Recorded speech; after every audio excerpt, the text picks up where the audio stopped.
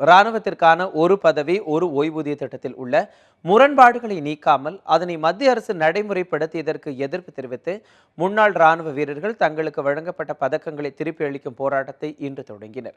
தலைநகர் டெல்லியில் ஜந்தர் மந்தரில் ஓய்வு பெற்ற ராணுவ வீரர்கள் ஏராளமானோர் தங்களுக்கு வழங்கப்பட்ட பதக்கங்களை திருப்பி அளித்து வருகின்றனர். இது மட்டுமின்றி நாட்டின் பல்வேறு பகுதிகளிலும் பொதுமக்கள் அதிகம் கூடும் இடங்களில் பதக்கங்களை திருப்பி அளிக்கும் போராட்டம் நடத்தப்படும் என ஒரு பதவி ஒரு ஓய்வூதிய திட்டத்திற்கு எதிரான போராட்டக்குழு அறிவித்துள்ளது.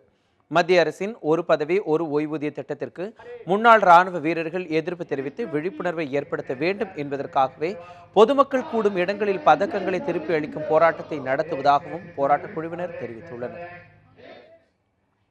இதனிடையே பனாஜியில் கடற்படைக்கு புதிய கப்பலை ஒப்படைக்கும் நிகழ்ச்சியில் பங்கேற்று பேசிய மத்திய அமைச்சர் திரு மனோகர் பரிக்கர், முன்னாள் இராணுவத்தினரின் போராட்டம் ஜனநாயக ரீதியானது என்றாலும் அவர்களுக்கு இந்த திட்டம் குறித்து தவறான தகவல்கள் அளிக்கப்பட்டுள்ளதாக குறிப்பிட்டார். மேலும் ஒரு பதவி ஒரு ஓய்வூதிய திட்டத்தில் உள்ள குறைபாடுகள் குறித்து அதற்காக அமைக்கப்பட்டுள்ள குழுவிடம் முன்னாள் ராணுவ வீரர்கள் கருத்துக்களை தெரிவிக்கலாம் என்றும் பரிக்கர் அப்போது குறிப்பிட்டார்.